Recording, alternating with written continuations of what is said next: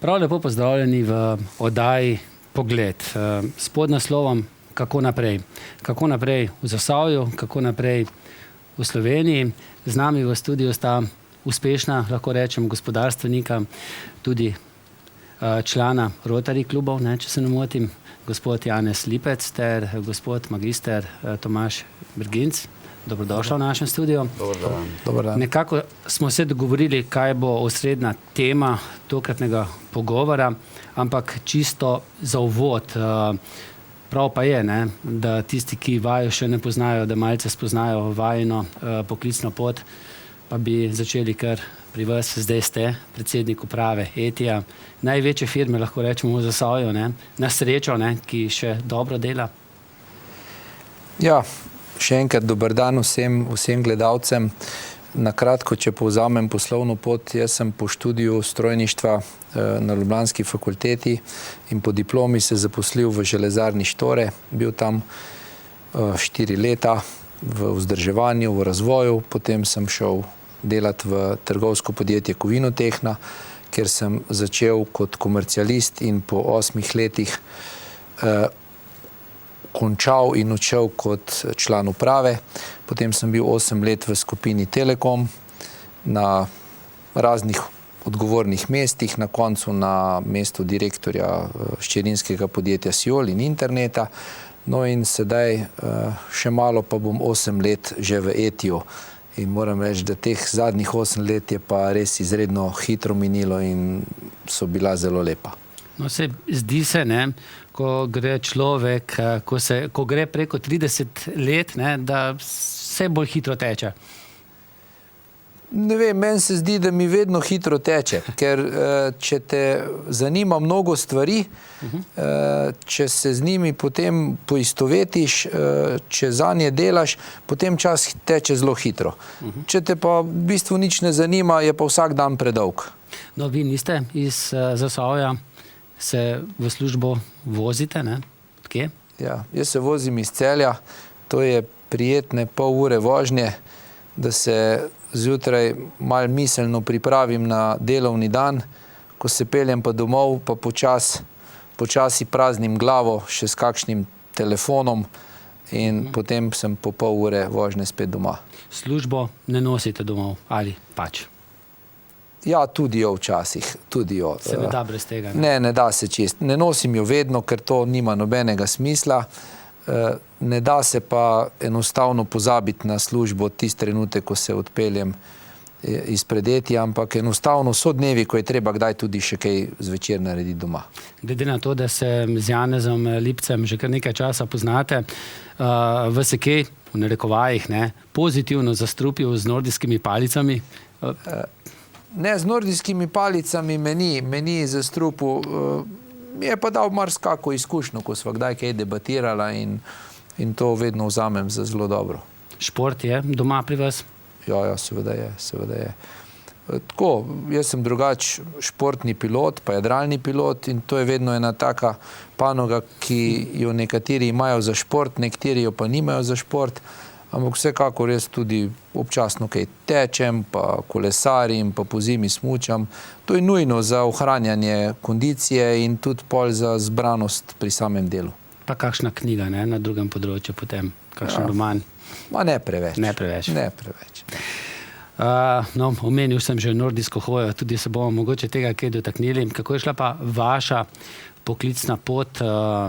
Nekaj časa ste delovali tudi v sami občini Zagorje, Tudi to je bil en del, ampak glavni del je bil to, da istočasno, ko sem bil rojen 50. leta, se je tudi oče iz Radeč zaposlil v strojni tovarni Trbovlje in najbrž je bilo to zastrupljenje s strojništvom. Jaz sem šele pred kratkim izvedel, da je tudi Tomaž strojnik, v smislu, da je na drugem področju, to se pravi, da nisva sam rotarica, sva tudi strojnika po osnovni profesiji. In jaz sem praktično 14 letam začel kot v strojni tovarni med počitnicami delati, to se pravi Pa so me poklicali po srednji šoli, so rekli, tehniko imamo dosti peč študirati, sem doštudiral strojništvo.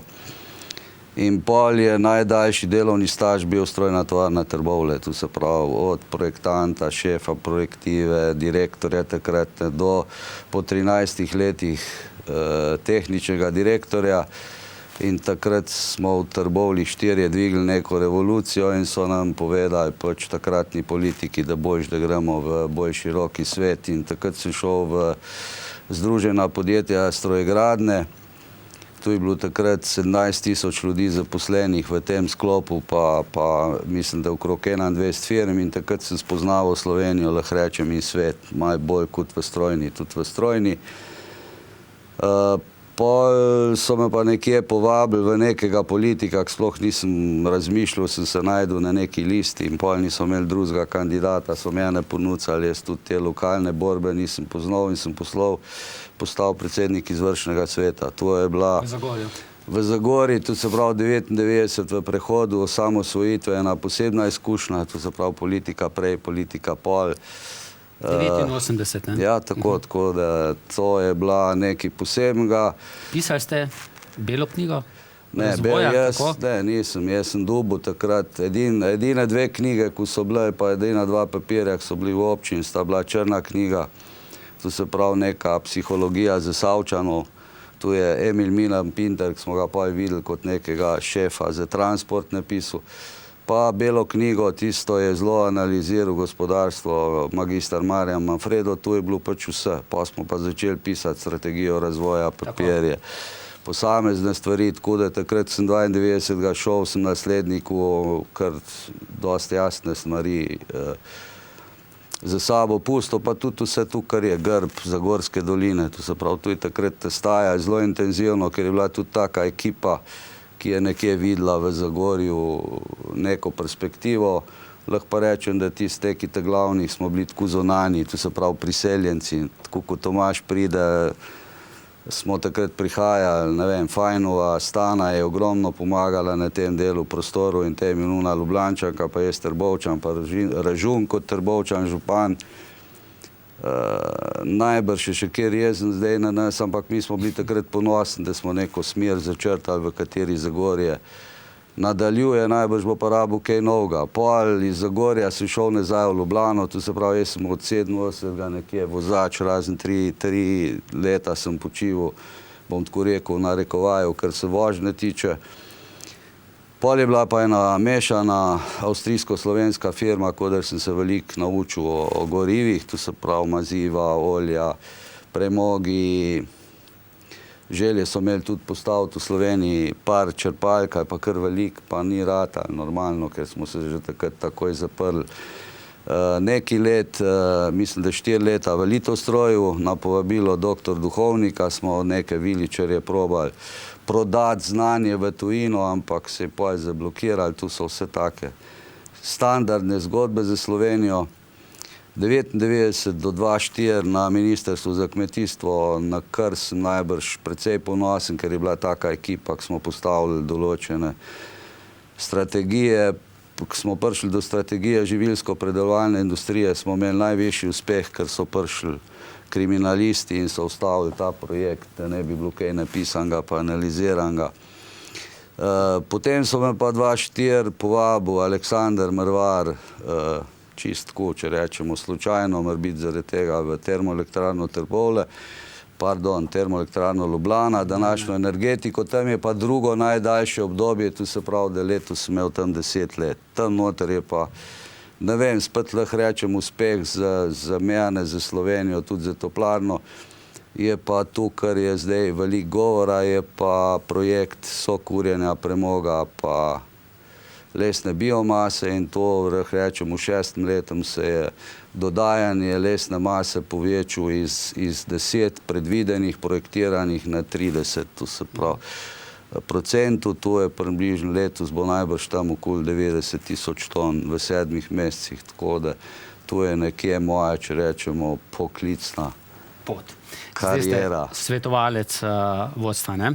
Ja, prej sem bil namestnik, pa vmes svetovalec. Je pa tako, ko smo prej govorila, zdaj sem pač eno stopno višji ker zdaj sem svetovalec direktorja energetike in prej v toplarni nas je bilo 250, zdaj nas je 600 in logično pa imaš malo večjo širino pa večje obveznosti. Z nordijskimi palicami vas nekako prepoznamo. Ja, to je to, ko se pogovarjamo, zdajle smo glih s Polakom, pa z Nemcem, ne veš, povezave teh dežel. Nordijska hoja je en tak segment, ko vsak šport, ko rab najbrž nekaj časa za razvoj, to v Evropi nekje 10 leto traja in po mojem je zdaj to, da smo na tem segmenti se pozna, da smo v Evropi, smo dosti blizu. Včasih smo rekli, da 20 let zaostajamo, tle smo približni 10 let vzadi, ampak pomembno je, da zdravniki priporočajo in ko zdravnik enkrat reče, pol vsak, bom tako rekel, nam rekel, grduh, mem pride, ne. Ampak pol to vpraša, kaj pa to pomeni, ker to je to. Drugače pa tudi malo rokometa, tudi če malo fuzbala ne v Zasavju, ampak v Ljubljani, pri NK Bravo, tam sem, če lahko rečem, dobil drugi mandat v nadzornem odbori, ker včasih ima kjer rad tudi kako kritiko, tako ko je prej Tomaž rekel, da se kaj pogovorima, je treba včasih tudi morebiti na kaj spomniti, kako izkušnjo dati. Tu smo Slovenci tako teči, najbolj so tudi drug narodi, ampak mi zelo slabo, ne rad slišimo kaj drugega kot tisto, kar imamo se mi v glavo. Kot Rotarijanca pa rada tudi pomagate, ne? Zdaj ta tragedija v Bosni, tudi na Hrvaškem, po Srbiji, nekaj ste aktivni na tem področju, ne? Ja, seveda, to je osnovno poslanstvo Rotarija, je neka humanitarna pomoč, druženje in tako naprej. Tako da mi v celjskem klubu, ker sem jaz član, imamo nekaj stalnih projektov, to je v glavnem društvo za cerebralno paralizo Sonček, kjer vedno najdemo kak izziv, da jim kaj pomagamo. Pa so pa take občasne akcije in zdajle recimo je pač tale povezana z Srbijo, Bosno, z raznimi stvarmi, ki jih zbiramo, ampak predvsem se pa fokusiramo na neke bolj trajne pa stalne projekte. To pač, če kaj zraven pride, pa priskočimo, ne.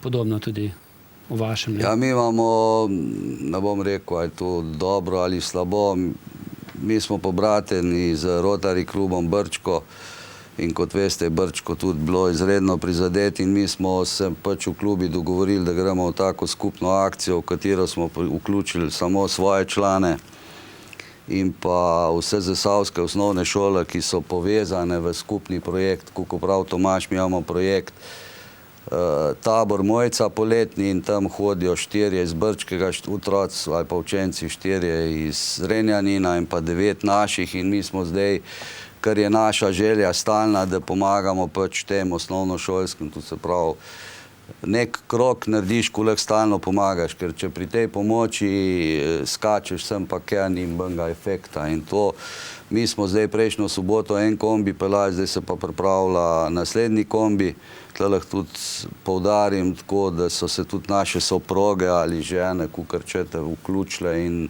če ne bi bili njih, praktično ta projekt, ko ne bi mogli speljati, ne. Tako je to ženskami, ne? Brez njih se ne da, ne?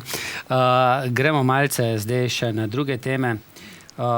Mogoče to vprašanje, ko se nekako Evropa že prebuja, vse nekatere te močnejše države že nekako rine ven iz krize, se zdi, da Slovenija počasi, ampak res zelo počasi leze ven iz krize, če sploh leze, ne? Kakšen je vaš pogled za to?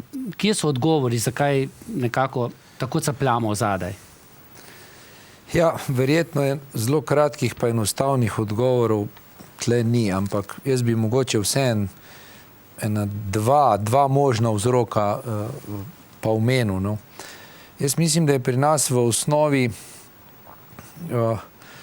problem v političnem sistemu, ki kreira vedno ene šibke vlade.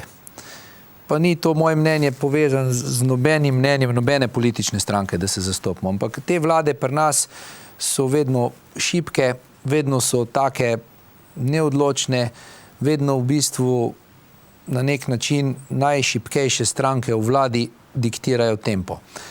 In nobena vlada si, grobo rečeno, nič pogumnega ne upa narediti.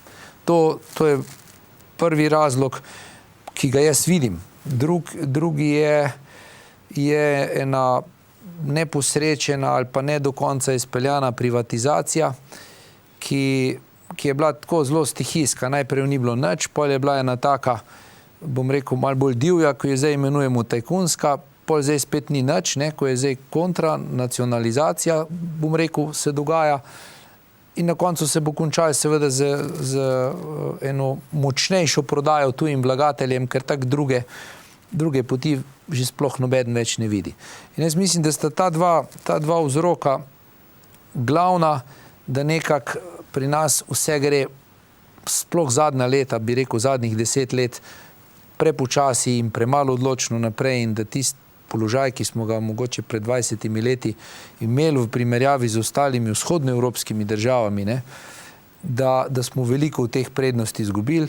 Nismo pa izgubili niti približno vse in sigurno je še dovolj možnosti in potencijala, da država gre hitreje naprej, in napačno bi bilo, če bi rekli, da je bilo pa toliko zamujenega, da se ne da nadoknaditi. Seveda se da.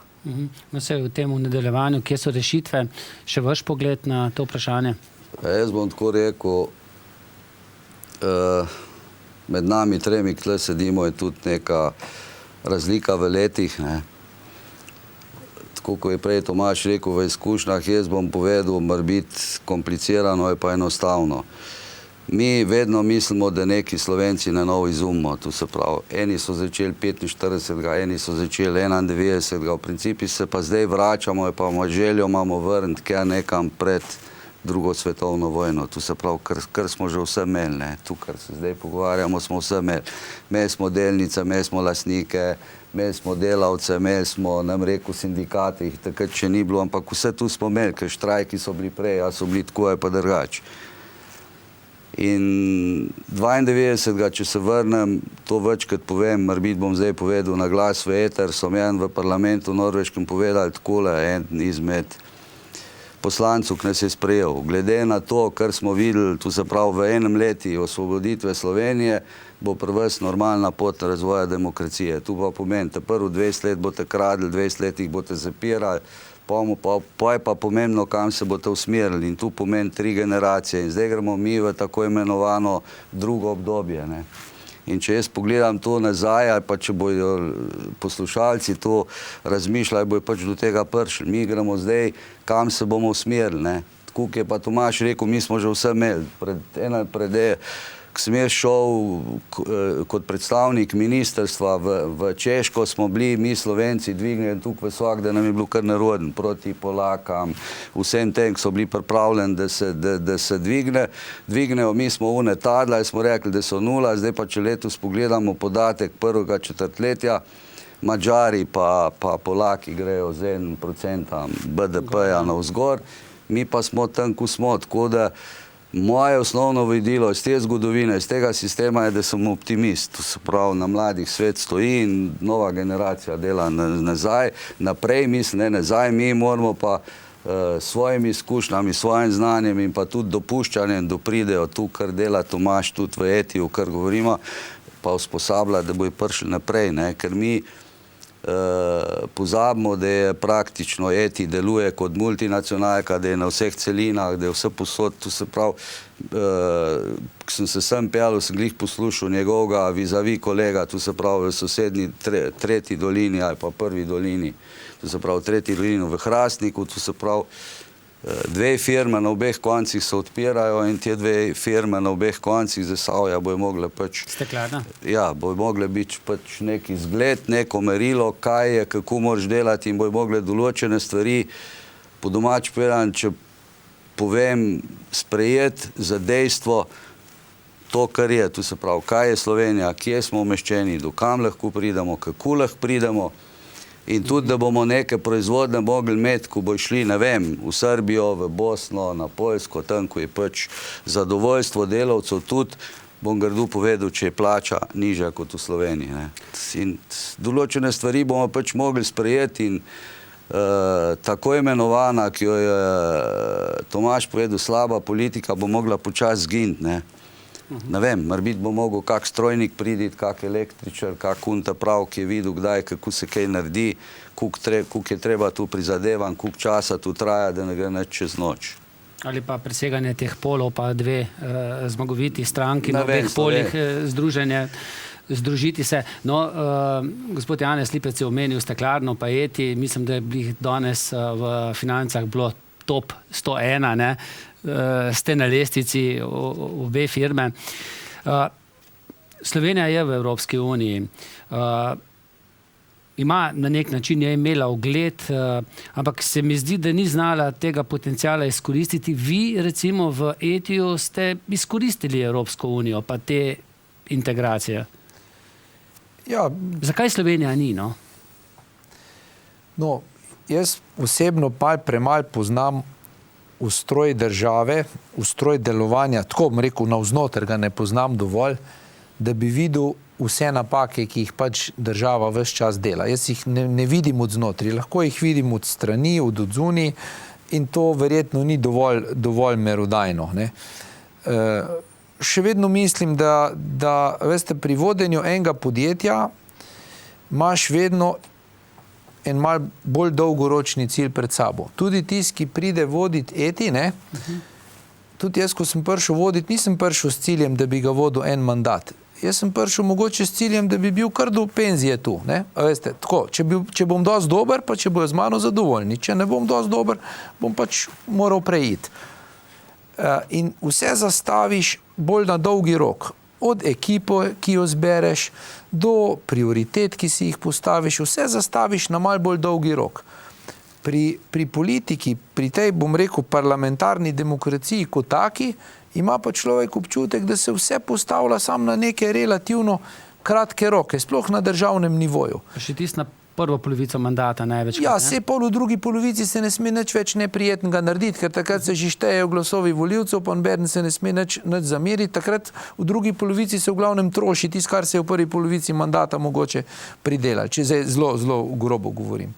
In verjetno ta dolgoročnost razmišljanja, pa ta, bom rekel, strah pred izgubo mandata, službe in tako naprej, da je to eden od vzrokov. Ne vem, jaz si približno tako to predstavljam v eni zgodni fazi demokracije, ne, ko v bistvu nimamo, če temu rečem, ekonomsko neodvisnih politikov, ne, kakih, bom rekel, da bi jim bilo čisto vseeno, bojo plačo dobili ali ne. Večina vsi to plačo kar zelo potrebujejo, no.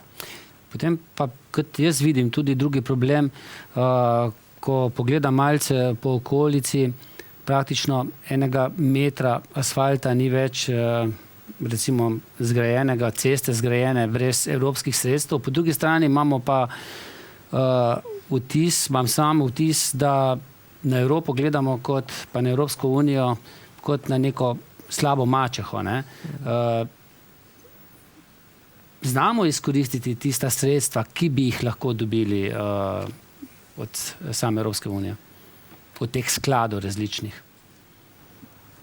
To je zdaj spet moje načelno mnenje, ki ni čisto podprto s številkami, ampak velja pa to, ne. V vsaki situaciji se moraš znajti. In če denar je, in očitno ta denar tam je, in če ga ne izkoristimo, potem smo mi nesposobni, ne pa Evropska unija slaba, ne. Veste, to je na državnem nivoju. Mi v ETI-ju tudi koristimo evropska sredstva. In mi do zdaj, v teh zadnjih letih, kadarkoli smo jih dobili, mi smo izkoristili zadnjega evra vse. Ste imeli kdaj probleme pri dokazovanju? Nekateri pravijo, da je vse preveč zakomplicirano, da je veliko dela, da se nekdo prijavi, da potem sredstva dobi, pa potem pri dokazovanju, da je res tisto vse postoril, za kar je dobil denar. Nekaj več birokracije seveda je, ampak sej nobenemu tega ni treba delati, če noče. Jaz rečem zdaj, kdor misli, da bo pa z manj stroški brez sredstev naredil, jih pa ne vzame, ne. Mislim, to je tako, ne. Jaz mislim, da se splača potruditi za evropska sredstva in da stroški, ki so za to, da jih dobiš, so bistveno manjši od plusov, ki jih imaš. Ja, jaz lahko tle kar konkretno govorim, vmes sem že malo povedal, da sem malo drugače kot Tomaž, da imam tudi, če rečemo, skoraj 5-letno izkušnjo na ministrstvu in prej vstopu v Evropsko unijo in lahko bi sam po segmentih dopolnil tisto, kar je Tomaž povedal. To se pravi, kmetijska politika, veste, da je najbolj podprta iz Evropske unije Ampak če je hotela predpristopno pomoč Slovenija dobiti, je mogla poslati v Bruselj kompletno analizo stanja, je mogla poslati vse podatke, je mogla narediti strategijo razvoja dolgoročno, to se pravi strategijo, kam bomo šli, kako bomo šli. In na to je dobila tudi sredstva. In jaz sem bil sreč v neki skupini, ki je izobraževala se, da tako imenovano predpristopno pomoč deli. To se pravi, preden smo sploh stopili v Evropo. In Nemci so naučili takole nas, boste mal, bom športno povedal, kako so nam povedali. Če boste za $1 petrigal, čisto po domači povedam, bo rumeni karton. Če boste za $100 petrigal, boste dobili rdeči karton na ukrep. In zdaj tukaj poslušate po tukih letih, po 20 letih, da je blokada 183 milijonov, ker smo, kar grdo povem, petrigal, ne? In mi smo imeli izredno velike probleme, jaz sem bil zadolžen za živilsko predelovalno industrijo, da smo naučili izdelovalce, ker je bilo treba pripraviti kompletno, ki je pri nas prišla vloga, je bilo odobreno gradbeno dovoljenje. So bili vsi izvedbeni, neizvedbeni projekti za izvedbo narejeni. Je bilo do te zadnjega tolerja in tam noter je bilo tako. Če je na kmetiji 25 okno, pa je bilo treba biti 25 polic. Potem je prišla kontrola, nismo mogli reči 24 polic, smo kupili, kam ste denar, pa denar za 25. To se pravi, pa smo se pa mi počasi izgubili, ne? In kmetijstvo je bilo to, če lahko rečem, zdaj, ko slišite Računsko sodišče, pa UNO sodišče, 3 evropske kontrole plus 3 slovenske. To se pravi, 6 kontrol plus notranja kontrola je imela lahko pogled vedno. In čisto vsi so delali, lepo so delali in veliko investicij smo v Sloveniji dobili. Tukaj danes slišite Perutnino Ptuj, Celjske mesnine, Pivka, vsi ti živilsko-predelovalni obrati so bili narejeni. Ker mi pozabljamo eno, da dobimo denar, ne bom rekel zastonj, na projekt dobiš evropski denar, brez da se za to zadolžiš, ampak takrat se je dobil, ne vem. Zdaj so polovice, takrat je bilo pa denarno z denarjem omejeno in če hočeš pa tu delati, je pa to problem spet isti, ko ga je Tomaž omenil. Mi moramo imeti strategijo razvoja občin, se ne moreš takrat, ki je razpis, začeti risati, pa iskati dovoljenja, pa iskati. Vsaka občina, vsaka firma tudi kje na zalogo, ne? Ja, mora imeti na zalogo, mora imeti pripravljen in mora slediti, tu se pravi tisto, kar tudi premalo koristimo, ko sem prej povedal, premalo koristimo te informacije, mi imamo sicer samo eno lobistično, tako imenovano pisarno Slovenija v Bruslu, Hrvati predne so stopili, so jih imeli 6, zdaj jih imajo pa 7.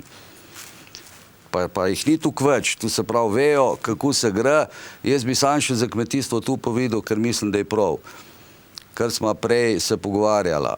Tu se pravi, slovensko kmetijstvo je od leta 2003 do 2012 dobilo 1,9 milijarde evrov iz Brusla. 800 milijonov je šlo za subvencije, 1,1 milijarde je šlo za investicije različna v kmetijska gospodarstva.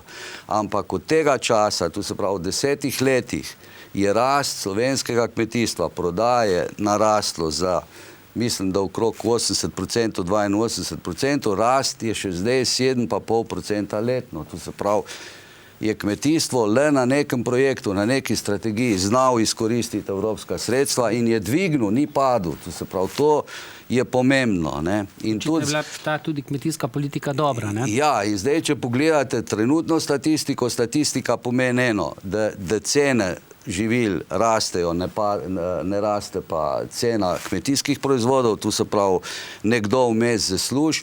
Pomembno je, da gospodinjstva zmanjšujejo tu se pravi porabo za hrano, tu se pravi pada, ampak v tem primeru je pa izvoz slovenskega kmetijstva porastel za 30%. Tu se pravi neka smer, če imaš na dolgi rok, če nekaj planiraš, če imaš neke jasne cilje, lahko cilje tudi dosežeš in to je tisk na začetku povedal, tudi jaz mislim, da je nek čas, ker na vseh področjih, tudi zdaj, ko smo energetiki, slišim, ni strategije, pa on nima strategije, to se pravi strategijo, je čas Slovenija, da bo mogla postaviti, ne?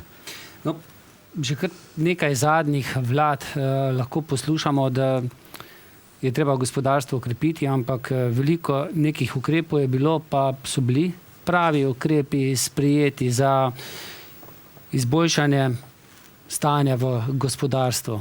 Zdaj imam včasih občutek, da ste bili gospodarstveniki bolj kot ne svojemu znanju prepuščeni kot pa nekim dobrim ukrepom.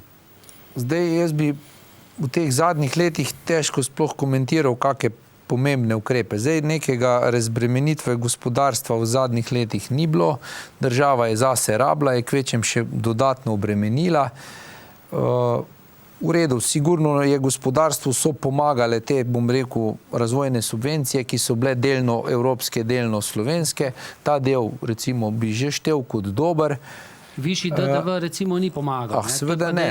Višji DDV ni pomagal, pol ni bilo tele socialne kapice, ki bi v bistvu bolj motivirala strokovni kader, ki je ključen za razvoj gospodarstva. Dobro, v podjetju je seveda pomemben popolnoma vsak, ampak največ pa seveda pričakujemo od strokovnega kadra in od vodilnih. Tisti morajo dati največ. In pri strokovnem kadru bi se dal kaj za nižjo obdavčitvijo, dvigniti plače, pa se to ni naredil.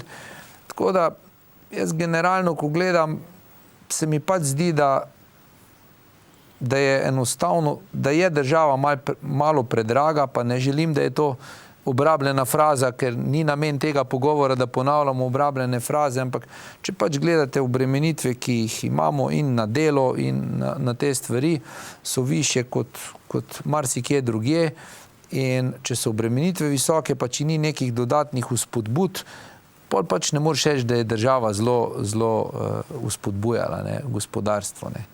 Ampak sej bom pa po drugi strani rekel, da niti ne vem, kaj vse bi lahko država naredila. Država enostavno morala samo sebe, državo v Slovenijo, narediti dovolj konkurenčno, da bo zanimiva za tuje vlagatelje, ker tudi če smo samo obstoječi, bom rekel, lastniki in podjetja dovolj dobri, to ni dovolj za hitrejši razvoj Slovenije. Potrebno bo privabiti nove vlagatelje, ki bojo prišli z novimi investicijami, in tistih pa seveda ne bo, če samo okolje ne bo dovolj konkurenčno, ampak bojo šli tja, kjer bodo za svoj vložek dobili več. Tak je pač ta kruti kapitalizem, ki smo ga, bom rekel, z veliko večino izvolili tistega leta 90 ali 91. Saj smo bili vsi Slovenci za ta sistem, ki se nam zdaj toliko ne dopade, ker nas je očitno malo razočaral vmes. Čeprav za razliko od nas, pa v Nemčiji čisto dobro deluje. Vse deluje, sej ni vprašanje. Vprašanje je prehoda, to, kar je prej že Janez rekel. Vprašanje je prehoda z enega sistema v drugega, spremenjenih družbenih norm, vrednot in tako naprej. Tako da ni vprašanje da ali ne, vprašanje je, kako ga dosežiti takšnega, ki deluje. Jaz razumem včasih kakšno debato v kakšnem omizju v gostilni, da se nekako bojijo tujcev, bojijo tujega kapitala, bojijo privatizacije nekaterih družbenih državnih gigantov, kolikor jih še je. Ampak težje pa razumem, če to vrh politike dostikrat govori, da je to že skoraj da nacionalna izdaja, če bomo prodali kakšno državno firmo. Kako vi na to gledate? Ker če tu v bližini pogledamo nekaj firm tudi v samem Zasavju, je v lasti tujca, v tuji lasti pa dobro delujejo, ampak pravijo, sej, dobiček pa potem ven nesejo, ampak dobro, sej, od domačega lastnika... Najprej ga je treba ustvariti, marsikjer domač lastnik pa kamer ne nese, ko nič ne ustvari. No, sej to, ja. Ampak tako bom rekel, moje mnenje glede lastnikov je tako, prvo, kar je, sta dve vrsti lastnikov, so odgovorni in pa neodgovorni ali pa nesposobni. To mislim, da je prva. In so še eni taki, ki bi bili radi odgovorni, pa niso dosti močni, ker lastništvo ni sam privilegij, je tudi obveza. Lastnik lahko ima kaj koristi, kadar je dobro, ko je pa hudo, mora pa lastnik zraven dati denar, da podjetje obstoji. In zato me je čudilo v Sloveniji, ko so nekatera podjetja, ki so imela čist jasne lastnike, dobivala pomoč in klicala državo na pomoč tistih lastnikov, ki so pa njihovi lastniki, pa beden ni vprašal, a bojo kaj denarja zraven prinesli, da bodo pomagali podjetje rešiti, ne? Ker jaz si tako predstavljam lastnino. To je privilegij in je tudi velika obveza. Generalno, pol naprej pri lastništvu kot takem večjih podjetij je pa verjetno res, da v kakšni od strateških panog sigurno država ima interes, da je lastnik in to je tudi povsod po svetu tako. Ampak težko pa seveda pa razumem tako, da je država pa lastnik, ne vem, ene mesnine ali pa ene trgovine ali pa enega proizvajalca barov, ker to pa ne more biti strateška panoga, s katero bi se ukvarjala država, ne. Tudi razumem, da je država lastnik ene zelo močne banke. Sigurno je v tujini tudi tako ali drugače so čez holi. Ampak verjetno pa ni logično, da je država lastnik 6 ali 7 ali pa 8 bank, ne. Tako bom rekel. Verjetno je to transformacijo zdaj treba narediti. Sigurno je pa po moji oceni treba biti zelo previden, če se da temu reči, ali pa zelo sistematičen pri prodaji, ne prodati za vsako ceno in najti stabilnega lastnika, ki bo prinesel razvoj, ki bo prinesel ohranitev delovnih mest in bo pomenil neka močna podjetja tu, ne pa samo neke male proizvodne obrate ali poceni delovno silo. Ampak praksa v Sloveniji je v tem smislu bolj pozitivna kot negativna. Jaz poznam več dobrih vlagateljev v Sloveniji, ki so tu prišli, pa potem resno vložili in razvijajo podjetja, kot pa tistih, ki so prišli brez denarja, poskusili poceni kupiti, vse izčrpati in zbežati. Čeprav je tudi nekaj takih. Ampak več je po mojem pozitivnih izkušnj. No, mogoče nekaj mesecev nazaj, ko je prišla Svea v krizo, smo si tudi želeli, da bi prišel kakšen tuji kapital, zdrav in Svejo kupil, blagovno znamko in da bi še delovala. No, kako pa vi vse to gledate? Tudi na ta strah se mi zdi, ki je nekako koreninjen proti nekako tujemu kapitalu. Ja, jaz bom povedal približno takole. Tako sem povedal, kako je bila moja zaposlitev. Jaz sem prišel v strojno tovarno 75. leta, tu se pravi poklicali so me 2 let pred koncem študija, da moram obvezno študirati tehnologijo ali pa konstrukcijo, ker bo prišel pač nemška firma delati v Trbovlje, tako imenovani zelo glasni BMW in jaz sem imel zelo, tu se pravi strani firme, limitiran, kaj lahko študiram. To pa pomeni tudi, da je v tistih letih, 70-ih, 60-ih strojna tovarna Trbovlje že izvažala in vi, če delate s tujcem, nimate strah do tujca. Razlika je bila samo ta, da so Nemci, bom zelo konkretno, plačevali takrat naše izdelke po 4 marke kilo, zgornji limit, mi smo jih pa prodajali, ne vem, a smo dobili denar takrat, kaj smo dobili, smo jih pa prodajali v Jugoslavijo po 8 mark in potem so oni rekli, tu se ne splača delati, ne. Razen tu, ko je firma rabila deviz, tu se pravi, kjer je delal s tujino, pa kjer je bil v tujini, pa kjer je bil v teh firmih, nima nobenega straha. Strah pa je zelo lahko narediti, če ti ne vidiš, ne. To se pravi, ne vem, jaz sem hodil od italijanskih, švedskih, nemške, da ne govorimo, avstrijske firme in tam se je vedel, da je treba delati, logično, da se je pa bal, če rečemo navaden delavc, ko je tu slišal, pa ne biti hud, ker za mene so delavci vsi, tako ko je Tomaž rekel, vedel se je pa, da ni gor odmoril za malco, da ni gor ne vem kakih cigaretov, da je treba tuk pa tuk delati, da ta sistem obratuje, da je treba vztrajno delati, ni se treba zaletavati, ampak je treba delati vztrajno in če gledate naše delavce v tistih časih, so vsi presegali normo, ko so hodili iz Slovenije gor delati in mi smo še kar cenjeni kot dobri delavci. In če se zdaj ozrnem na današnji dan, da pstim lastnike, včasih so delavci hodili v tujino preko Rudisa, zdaj hodijo preko Etija njegovi gor izobraževati, zdaj hodijo navaden, spet morbiti, bom narobe rekel, ampak bo rekel elektroinštalaterji v Nemčijo delati, navaden zidari hodijo v Nemčijo delati, ker nekaj časa so delali posredno, zdaj se bojo iskali, bom rekel, tako neke niše, so pa neki pogoji, ki smo jih vmes pozabili. Treba se učiti jezik, treba se učiti novo kulturo in nas čaka še ob tem, ko smo govorili, kjer bo prišel ogromno kulture, ker tuj lastnik je tudi drugačen. Mislim, da ima, se upravičujem, bo rekel, Tomaž ni imel problema, ampak vi imate gor v tujini pač neko drugo kulturo, je spontana, mi se še tega bojimo, to se pravi, kjer ga pozdrav, tudi če je tujec, kjer mu reči dober dan, kjer ga vprašati, kaj pomeni. Tako da moj pogled je takšen, jaz sem že na začetku povedal, pred drugo svetovno vojno smo imeli tuje lastnike, pa vprašanje, če so kdaj prišli, ne vem, v rudnik, kaj kdaj sploh kjer prišel pogledati, to se pravi, so naši ljudje takrat rudnike vodili. Enako, morbiti je prišel kjer nekako inšpekcija, odkud zdaj, se ve, kaj je tuji lastniki, odkud ste, si prej ti povedal, pač mi imamo od 97. leta tujega lastnika v Bartek varnosti, vemo, koliko ustvarja, imamo tujega lastnika nekaj časa v Siporexu, imamo tujega lastnika v IGM-u. Moramo pa vedeti eno, da tujce težko nadmudrimo, tu se pravi, oni nas prečešejo, ne tako kot naš nadzorniki, oni nas prečešejo tako in drugače, od odzunij, od odznotri in imajo jasno sliko in če vejo, da je firma dobra, pridejo, če ne, pa pač ne pridejo. Jaz mislim, tako kot je Tomaž rekel, težko boste najdli tistega, ko bo prišel v Slovenijo nekaj ukraditi ali pa bo nekaj nesel, vse firmo ne more nesti. Ne.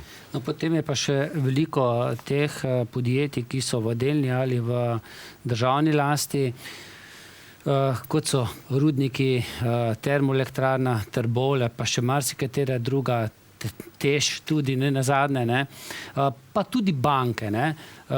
O bankah se pogovarjamo skoraj da vsakodnevno, vsako leto se pogovarjamo, koliko bomo spet vložili vanje, pa jih nekako sanirali, da bodo lahko potem gospodarstvo pomagale.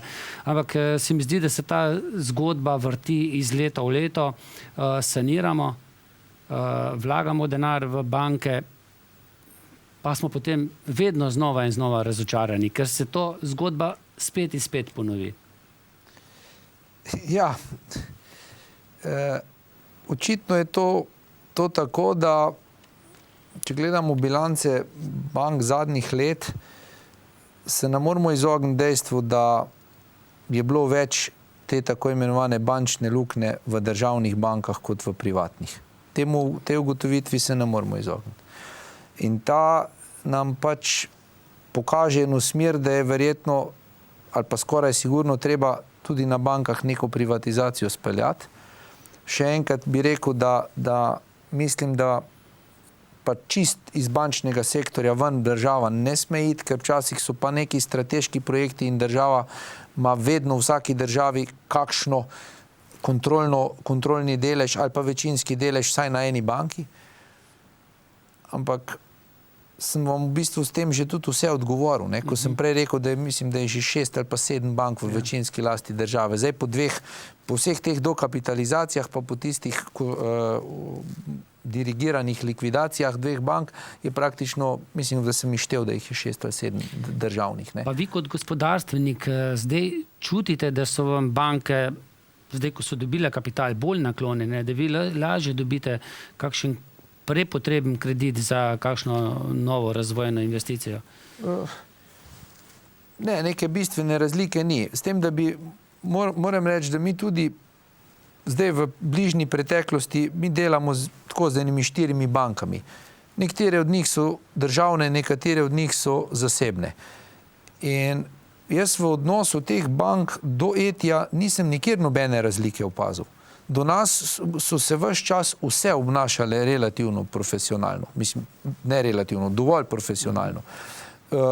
Vendar je treba vedeti, da mi smo neko podjetje, ki nima likvidnostnih težav in pri nas se nikoli ne mudi za denar pri banki. Ne? Mi se vedno pogovarjamo za pol leta naprej, leto naprej in tako naprej in kažemo neko stabilnost, ne neko super donosnost, to seveda ne, ampak neko stabilnost v poslovanju in odnos do nas je en tak normalen. Tako da jaz nisem zdaj en klasičen, ali pa mi nismo en klasičen primer, kjer bi banke zdaj, ko so sanirane, hitro priletele pa rekle, zdaj pa imamo nekaj denarja, ga rabite.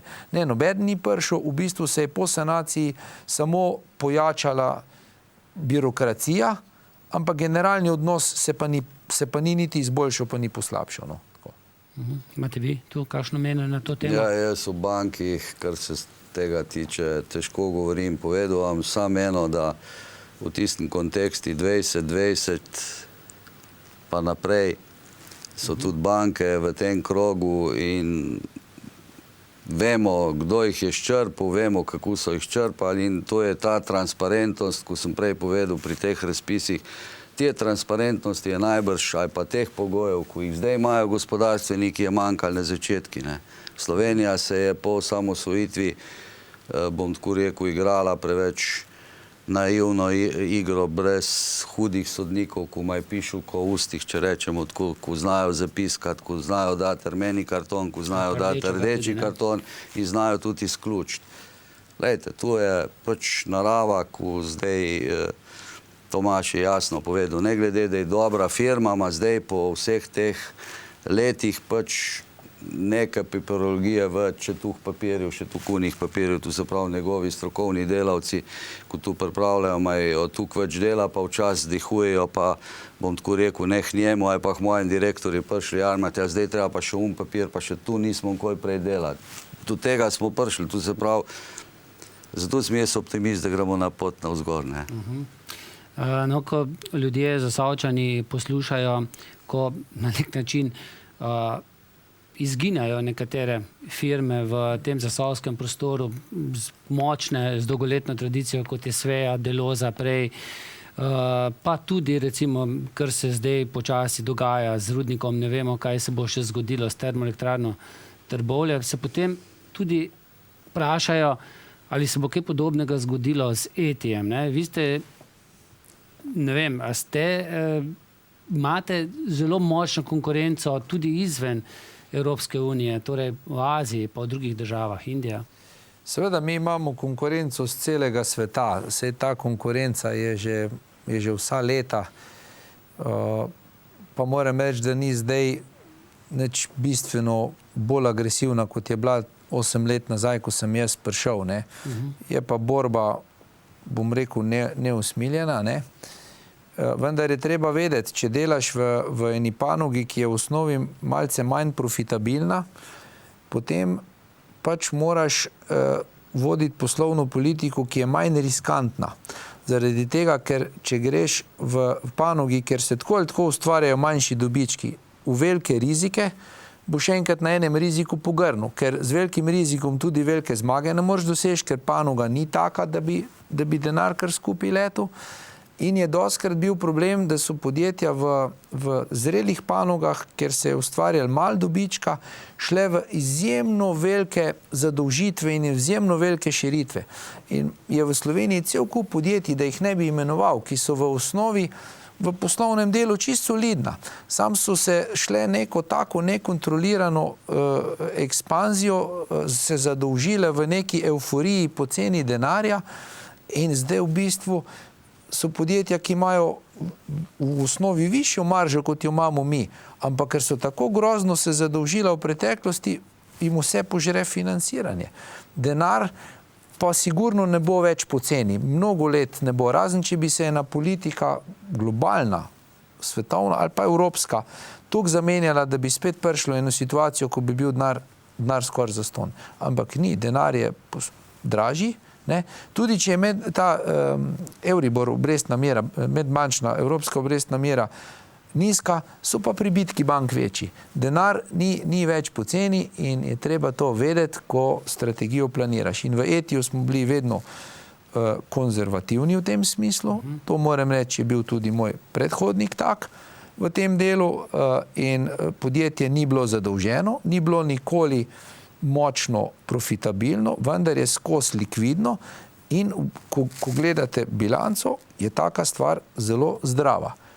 Predvidevati stanje za čez 20 let ga ne zna nobeden, ker ne ve, kam bo svet šel. Za nekaj let naprej pa že vidim in vam lahko rečem, da to, kar ste rekli, a bo tudi ETI, seveda ne bo, šel bo naprej, ne, tako, jasno da, ampak čez 20 let pa ne vem, kakšen bo, no, to je pa res predaleč.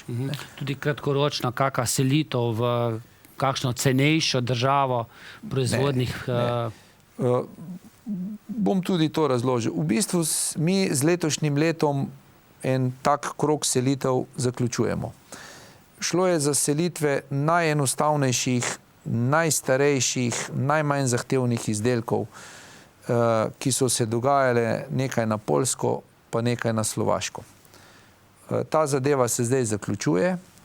Hkrati smo v Sloveniji v zadnjih 2 letih vlagali rekordno veliko, ampak to res rekordno, v bistvu skoraj 2-krat več, kot so bila povprečja prejšnjih let, zato da smo močno zautomatizirali vse slovenske lokacije, predvsem Izlaško pa Kamniško. Izlaško najbolj. No in to pomeni, da mi želimo v Sloveniji držati najbolj zahtevna delovna mesta, od tistih proizvodnih do strokovnih. In vse to smo naredili, brez da se bi za 1 evro dodatno zadolžili. Vse to smo uspeli iz tekočega poslovanja sfinancirati in smo držali vedno ta nivo zadolženosti na istem relativno nizkem nivoju. In tako da nikoli pa se nič ne zgodi hitro. Veste, če nekdo zaide danes v probleme, je verjetno prve večje napake že pred 5 leti delal. Tako moramo mi to gledati. Ne lani, ampak verjetno pred 5 leti. Ker se to tudi kopiči, saj se podjetje ne zadolži preko mere kar v pol leta ali pa v enem letu. To ima neko inercijo. Glede na to, da smo blizu zaključka oddaje, bomo spustili še ene oglase, potem pa še 2 temi bi se rad dotaknil. Prosim.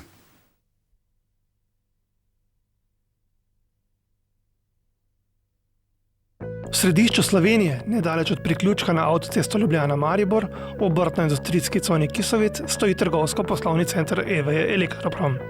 Podjetju z več kot 45-letno tradicijo nudimo tehnično blago in opremo za elektroinštalacije, vodovod, ogrevanje, klimatske naprave, belotehniko, akustiko, gradbeni material, talne obloge, orodje za male in velike mojstre in opremo za vrt. Vso opremo tudi dostavimo in zmontiramo, saj imamo izurjeno ekipo monterjev, ki izvajajo storitve elektroinštalacij, inštalacij vodovodnih in ogrevalnih sistemov ter servise klimatskih naprav in gorivcev. Novost je oddelek ekološke in domače hrane s ponudbo hrane za diabetike in hrane, ki ne vsebuje glutena. Pri nas lahko v večnamenskem prostoru organizirate tudi poslovna in druga srečanja, saj je prostor opremljen z brezžičnim internetom. Po želji pa vam postrežemo tudi s prigrizki in pijačo iz našega bara Sedmica. Obiščite našo spletno stran www.elektroprom.si ali nas pokličite na 03 56 57 150.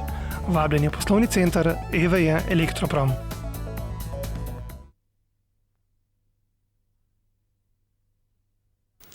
Evo, spet smo nazaj. Čisto ob koncu oddaje bi izpostavil mogoče še eno svoje videnje. Ko gledam razvoj občin v zadnjih letih, vidim, da so občine ogromno sredstev, tudi evropskih sredstev, porabile za neke projekte izboljšanje izgleda kraja občin. Torej, občine so dejstvo, tudi zasavske, zdaj bistveno lepše, kot so bile nekoč. Ampak zelo malo denarja se je pa porabilo za to, da podjetja ostanejo tu, ne samo v Zagorju, v Trbolah, Hrastniku, tudi drugje. Torej, se mi zdi, da je šlo bolj za krasitve. Mislim, kar rečem, krasitve, ne pa toliko za kakšne investicije, ki bi prinašale nova delovna mesta. Ja, verjetno je nekaj na tem. Jaz težko zdaj sodim vsak detajl. Sicer mislim, da tu v Zasavju imamo vsaj neke programe za sofinanciranje izobraževanja brezposelnih, tistih visokošolskih družboslovcev in tako naprej. Tako da to bi rekel, je sigurno ena pozitivna stvar.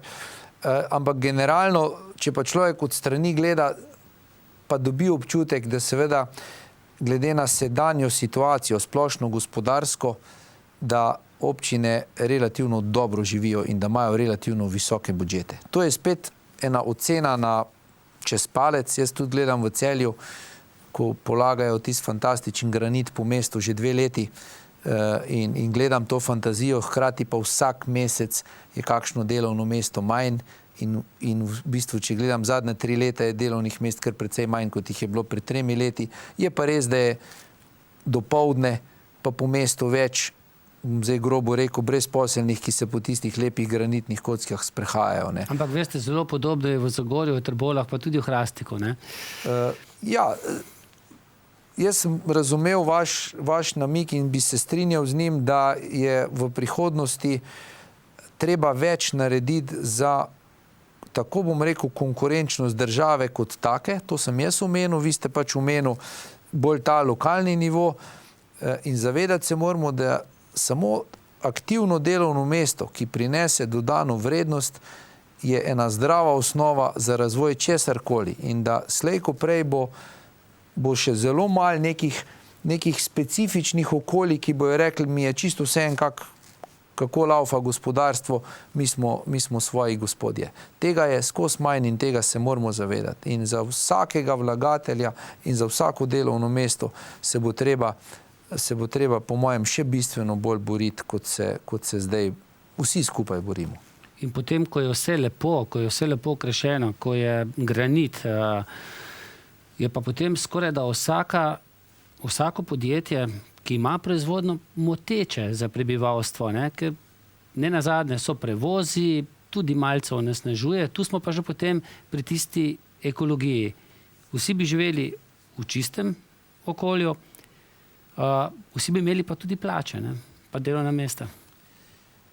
Zaposlitev. Ja, tu je težko postaviti mejo. Jaz mislim, da ekologija nam mora biti vsem visoka prioriteta. To je tudi ena od prioritet razvitih družb, ampak ekologija ne more biti izgovor za nikogar, niti za tistega, ki forsira proizvodnjo in industrijo, niti za tistega, ki mu to ne paše. Ekologija je nekaj, kar gre danes v korak z vlaganji, z investicijami in recimo mi v Etiju zelo pazimo na to. Ne. Zelo pazimo. Bi bili zelo občutljivi na lokalno okolje, ampak jaz mislim, da mi niti ne damo možnosti lokalnemu okolju, da bi kaj pojamrali. Ne, zato ker pač enostavno, če je kaj narobe, to saniramo. V tem smislu. Ne moramo pa vztrajati na tem, da bi nekdo dolgoročno lahko v enem okolju živel in ekologijo, delal in imel proizvodno in ekologijo zanemarjal. Hkrati mu pa moramo dati možnost, da pa zaživi, ne ga pa zaradi tega takoj ubiti. To pa jasno. To je. Ja.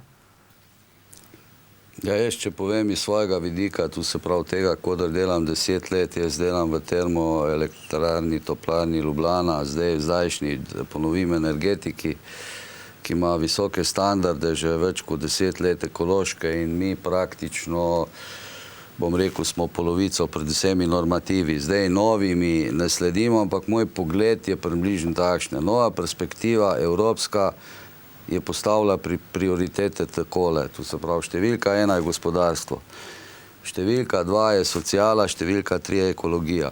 Ampak ekologijo bi jaz, če rečemo tehnično, pojasnil v tem, ekološko, če nekaj delaš slabega, tako ne moreš čez vse, da najmodernejše tehnologije uvažaš. Tu se pravi, da te zaprejo, da ne dobiš okoljskega dovoljenja. Tu se pravi, kjer ne dobijo okoljskega dovoljenja, tako ne moreš hoditi čez pravila.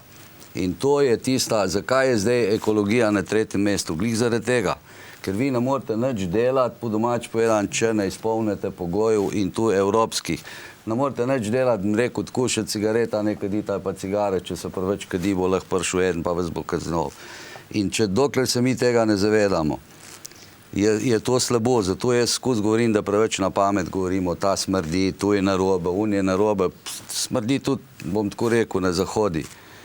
Ampak se ve, kaj smrdi, tu se pravi, in tisti, ko tam delajo, pa imajo delovna mesta in jaz upam, da bojo delovna mesta pa delo pri nas ratu bolj cenjeno, ko je, ker veliko mladih si želi delati, veliko ljudi si želi delati. In če še en podatek vem, ko povem, ko me malo zaskrbljuje, tu se pravi, v 2013 v Evropi rastejo delovna mesta, se opravičujem, takšnih, ko sem jaz, tu se pravi, od 55 do 64 rastejo, pri mladih, ne mladih, od 20 do 64 pa padejo. Tu se pravi, ljudi si želijo delati in upam, da bomo ušli v to smer. Kar se tiče pa prvega vprašanja, krasitu, jaz bi tako rekel, vsak najraj tisto dela, kar zna, ne. In pa imamo pač razlike, kaj vem, nekje se občine trudijo v eno smer, nekje se trudijo v drugo smer. Jaz sem slučajno poslušal, včasih je bila tu ogrožena pokrajina, dol Dolenjska, Bela krajina, pa oni so zdaj najboljša regija v Sloveniji, tu se pravi imajo, mislim, okoli 187 milijonov dobička, sicer je tu glavno Novo mesto, ampak je vzor ratov tudi za ostale, vsi rinejo naprej. Tu se pravi, če gremo na našo zasavsko zadevo, mi moramo take vlečne kojne imeti velike, ki so vzor, ne. Sej lahko tudi kak mali vzornik, jaz ne rečem, da je tu fajn, da je tu super, ampak